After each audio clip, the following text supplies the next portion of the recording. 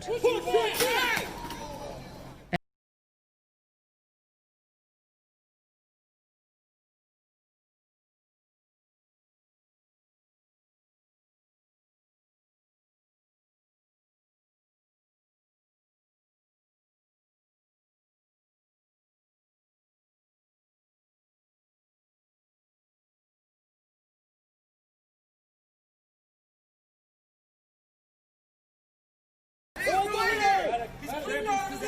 Another demonstration.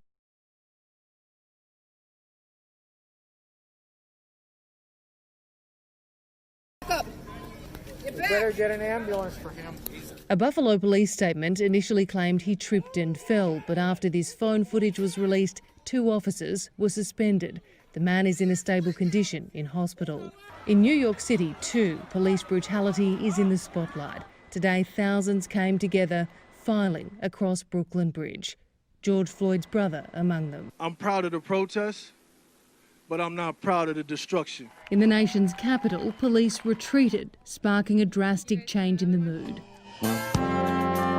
Local authorities in a turf war with federal agencies who had locked down the area since Monday. When they pushed out onto a DC street, that is too far. And that is what we... Getting some sort of justice. They should have been charged for murder because that's what it was. It was straight up and down murder. With hundreds of troops deployed and President Trump threatening to use them, his defence secretary broke ranks. The option to use active duty forces in a law enforcement role should only be used as a matter of last resort and only in the most urgent and dire of situations. We are not in one of those situations now. I do not support invoking the Insurrection Act. The president has the sole authority to invoke the Insurrection Act. We cannot have burning churches. We cannot have police officers who are shot. We cannot have businesses that are looted and destroyed. Comparing the president's photo opportunity on Monday night, marched peacefully in Los Angeles. On the East Coast, healthcare workers cheered on demonstrators in New York. But in Indiana, silence as heavily armed locals watched on. And as crowds sang in the shadow of the White House,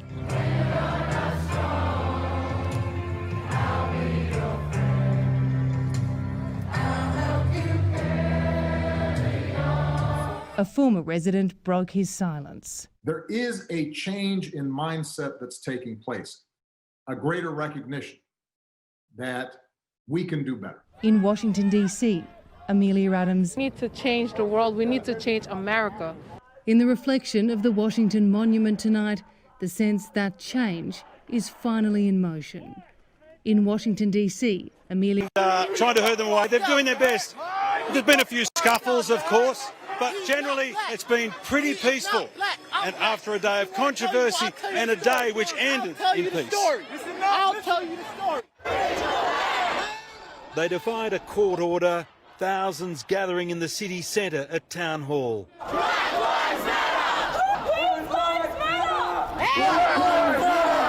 The protesters had been threatened with arrests and fines, as well as putting themselves at risk of catching or spreading COVID-19. Our rates of the virus are so low, and I'd be here anyway. All the signs were looking grim, police in strength, showing restraint, holding back, but they had vowed to uphold the law. They were called on to grab one man who tried to hijack the moment, holding up a sign that not just black but white lives mattered too.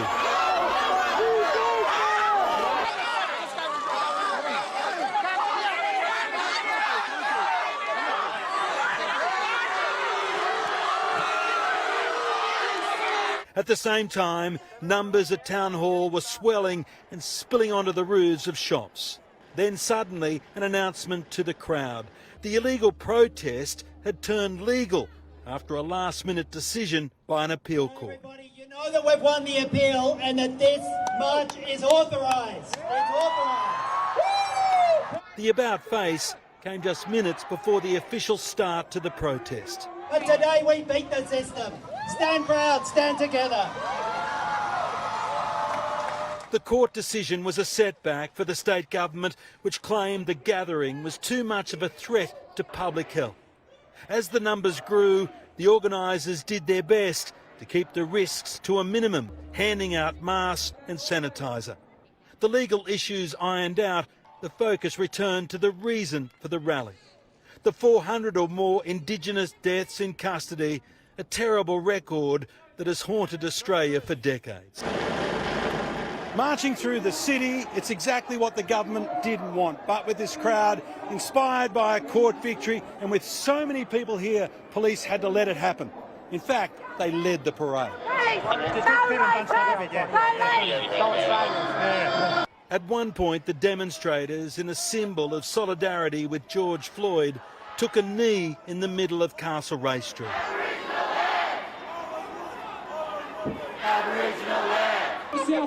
The police are willing to get down on one knee and show their respect to George Floyd. They asked police to join them, but they declined. The protest and the march was probably enough latitude for one day. From the air, an unexpected revelation that the crowd, rowdy and passionate, still managed to observe a rough and ready social distancing on the march. As they pushed ahead, the stream of bodies grew. Their next stop, Belmore Park, where they made a pledge. We are here. We are going to make a difference.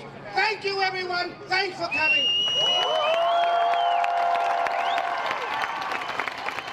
There was also a tearful plea for justice, both here and in America. This is not just a racial issue. It's a human rights issue. The guy was begging a And then as one, they again went down on one knee and raised their arms in a people power salute. On a day when it was feared there would be a showdown that would divide the community, but in the end became a day of peace. People killing, people dying, human hand in human flying. If you practice what you preach.